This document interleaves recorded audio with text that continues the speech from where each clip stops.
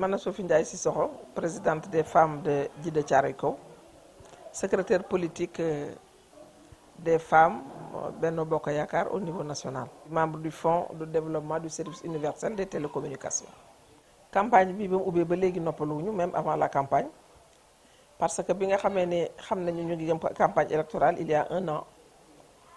nous nous sommes évertués à aplanir les angles maanaam ñu jubale nit ñi parce que boobu fekk na am na xel yu jaxasoo am na ñoo xam ne duñu tuddante am na ñoo xam ne jubawuñu te loolu warul ci ñu war a dem campagne donc li ñu njëkk a def presque pendant 6 mois ou 7 mois c'était de réconcilier les gens wax leen ni ñun président Macky Sall rek la ñu am APR rek la ñu am il fallait que ñu juboo yàlla mi dara tawul nag tax na may nañu ndam ci loolu ñun ñëpp à Djiddah Thiaroye Kao ñoo yëkkateendoo di dóorandoo comme un seul homme ci la campagne bu ubbee nag bi campagne bu ubbee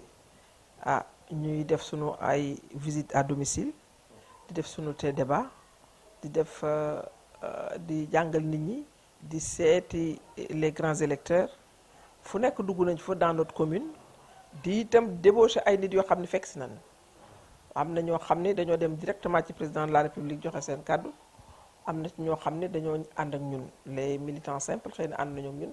am na ay grands responsables yoo xam ne de grands électeurs yoo xam ne ca président lañ dem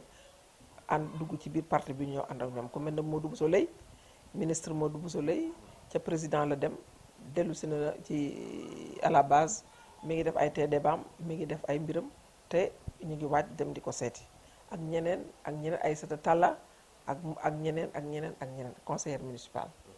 donc je crois que les carottes sont cuites fi mu nekk nii dañu xaar le 30 juillet pour Benno Bokk Yaakaar wan na mu mëne ça c'est un cas Thierno Alassane Sall c'est pas la première fois yàlla dafa def boobu am na bu mu fi buddee woon toog man mii di wax ak yow man ak madame Badiane la présidente des femmes ñoo dem këram nuitamment guddi di ko ñaan xëy na ak ñeneen waaye man sama kaalaa xam ak madame Badiane ba mu may nu ba dellu si waat waaye il n'avait pas le cœur à ça parce que moom xawma lu mu bëgg Thierno Alassane waxul ak kenn saagul kenn xasul kenn buudewul kenn moom daal yëfi boppam la yor bu ko neexee toog bu ko neexee bàyyi. li mu wax au niveau ci parti bi nee na parti bi benn kàddoo fi am bu Macky Sall critiqué du la faale te achat de conscience ngeen di def. ba loolu nit ñi ci biir liste yi. xëy na loolu moom moo ko xam moo ko daan def peut-être loolu moom wala doomu naar lu mu la wax ci gàdd rek xamal na ca bàyyi ba la ko jëlee moom moo daan jënd ndax dafa sonnoon lool Thiès dañ koo mayul fu mu noyyee bu amoon fu mu noyyee ci Thiès kon du tudd achat de conscience te itam nag parti ku ko am benn kaddu moo fay am ñaari leader mënul am ñun Macky la ñu fal te kaddu Macky la ñuy déglu tey ba suba bu fekkee day wut ku ko déglu na dem seeti soxnaam wala mu seeti doomam kenn dégluwu ko. le 30 je dirais à militants yi nga xam ne ñoo nekk Djiddah Thiaroye Kao comme li ñu wane tey nga xam ni ñetti quartier rek fi nekk mooy fii ma dëkk te def naa ko ci tous les quartiers de Djiddah Thiaroye Kao dama finiré sama bos ñu am yaakaar lool ma bëgg ñu xam ne lii xare la parce que dañ noo dëkk ndax Sénégal gépp bu ñu fekkee ni ak ni ñu tuutee ñu am 47 listes ay sabotage la ñuy def président la ñuy saboté waaye nag ma ne dañoo juum bu ñu xamoon kuy Macky Sall duñ ko jéem a saboté ndax dafa yeewu ca fajar ba ñuy xeex ca obélisque boobu ma ngi ca réew ma di dox xam Sénégal xam ko te doo dem ci benn dëkk boo fekkul lu président Macky Sall def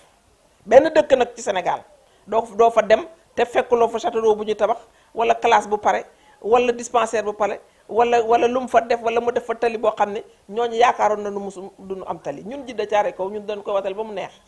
ndax bu taw mësaana ñëw ñun ñëpp a ngi ci biir école yi ñi dëkkul ci école yi fat nit ñi kër yi yooyee ak sibiri bi bëgg ñoo rey Djiddah Thiaroye Kao amatul sax yoo 76 milliards la def fii Enan Chine moo ko liggéey te li ci des mi ngi ko fiy def sunu jàkka yi mi ngi ni di ko réparé ñun président fa mu nu jëlee sunu tali yi nga xam ne fa ndox mi daan jaar bu ne karali na ko da ngay seet fi gën a ruqe ci Djiddah Thiaroye Kao c'est une route goudronnée maintenant ñun daf ñoo def comme Paris ñun dañ koy watal ba mu neex